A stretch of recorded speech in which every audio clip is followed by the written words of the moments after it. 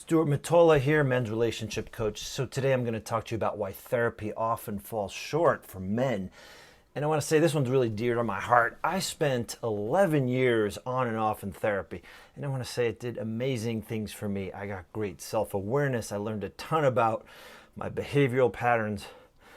But when it came to my relationship problems, my marital problems at the time, it didn't get the job done. I got smarter about the problems that I had and the things I was doing, but I didn't get any better at taking action on those things. So I want to be clear, my goal in this video is not to throw therapy under the bus. There's all kinds of therapists. There's great therapists. There's not so great therapists, just like with anything. But the thing is, with therapy, the way that therapists are trained, it's not congruent with how a guy's wired. And this is precisely why I get guys coming to me who've been in therapy for years and they're saying, that didn't work. Let's try this with you. And I'm going to tell you a story about a client named Kirk, and I'm going to give you a tip at the end of this video. And Kirk said to me, he said, I went to therapy, I got all this great information, but at the end of the day, I would just put it in a box and stick it under my bed because I did not know what to do with it. And so again, I don't want to throw therapy under the bus, but when it comes to fixing a guy's relationship problems or helping him work on his relationship challenges, I find time and time again it comes up short. And this is explicitly because guys are wired in such a way where they need wins. They need to see the payoff of the work they're doing in order to stay motivated to go after what they want. And this is dear to me too, because I spent years in therapy wondering why my marriage was not changing. I went through this pain, and I've seen a lot of guys go through it too, and it doesn't have to be like that. I'm here to tell you that. And the thing therapy doesn't do is it doesn't give guys clear markers. And so I'm going to give you an example of a clear marker that I worked on with Kirk that helped him get a sense of a quick win, that helped him get a sense of, why should I be bothering to do this work? And it became clear in a payoff where his marital dynamic shifted, why he should bother to do this work. And it kept him motivated to keep going after what he wanted. So instead of having a bunch of information and being an armchair warrior and not really knowing how to implement, Kirk implemented. And another thing I see that's really a big thing between therapy and what I call action-oriented relationship coaching is these, like I said before, these markers. And it could be just a quick win, like, hey, you showed up differently. That was awesome. And so Kirk had this story of, I need to make my wife happy. That's my job as a dude, to make her happy. So how did that happen? We drilled into a behavior of his that was happening that kept him in this cycle. And it was the classic honey-do list. He would do 9 out of 10 things on the list. He would look at it and be like, okay, I'll just do it. And his whole motivation was to make her happy. Hey, if I do A, maybe she'll give me B. In his case, A was the honey-do list. And what he wanted was trust, connection, love, intimacy, and sex. But what he found is in that dynamic, he wouldn't get B. He would just get frustrated and he'd do the 9 things and she'd, just harp on him about not getting number 10 done. And so one thing we changed immediately was, Kirk, it's not your job to make your wife happy. It's her job to be responsible for her own happiness. It's your job to be responsible for your happiness. So he quickly got into his head this dynamic.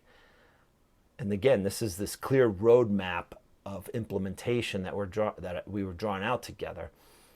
He got it into his head that he didn't need to put himself in this one down position here, where she was up top and he was down here seeking her approval.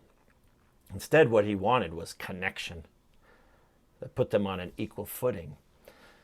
So the way Kirk implemented was, he went about this differently. A very explicit situation in his marriage where he got the honey-do list the next time. He looked at me and he said, okay, great. I'll look it over, see what I have time for, and get back to you. He had pulled away the whole layer of seeking approval in order to get something else. And this was a great win for him, just to not put himself in a one-down position. He was like, oh my God, that was amazing. I don't have to be under her thumb. I don't have to be chasing my tail to make her happy.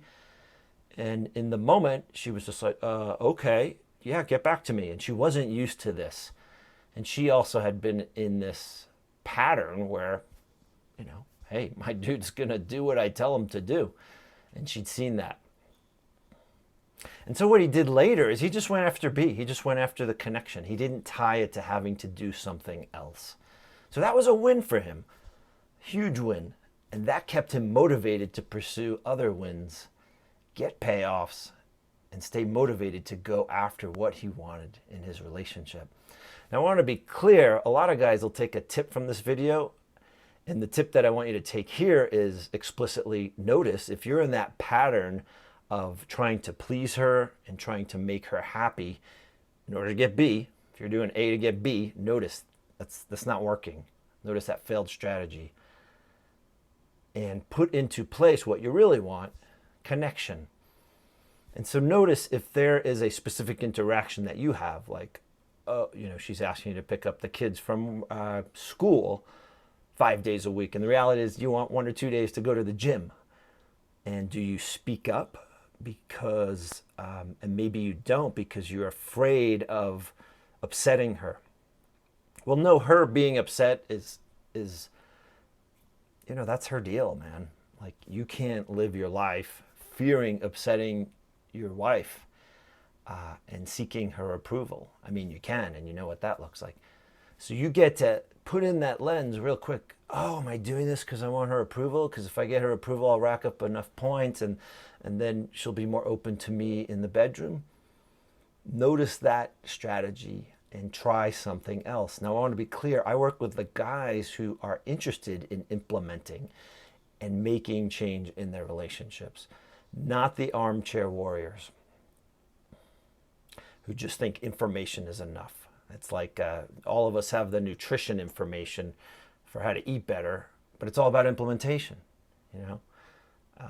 It's all about putting it into action. And so a lot of times people are hiring an action-oriented coach explicitly to help them with that implementation. And one thing that I'm doing that's an awesome place for you to take this tip in this video about seeing when you're acting to get her approval versus just seeking connection. For you to put that tip into action, notice how it works or how it doesn't, because chances are you need even more guidance on this. And then come to our Tuesday men's call at 9 a.m. Mountain Time and debrief. Like, hey, I did this and it went totally wrong, Stuart. What the hell? You gave me the wrong information. And often we're looking at like, no, you said it this way. And you were actually still in the approval pattern, et cetera, et cetera. So it's a great place for guys to debrief and talk about what's working well and what's not working well. So again, just to sum up, I'm seeing therapy is often falling short for men in fixing and improving their relationship challenges precisely because it's short on action orientation, it's short on seeking results. And this is how we are as guys. This is how we're wired. This is how we succeed and kick butt in the work world. So I hope this was helpful. If you enjoyed this, please subscribe to my YouTube channel to the bottom right. Please make a comment, like this video, and join us on Tuesdays. I hope you have a great day. Thanks so much.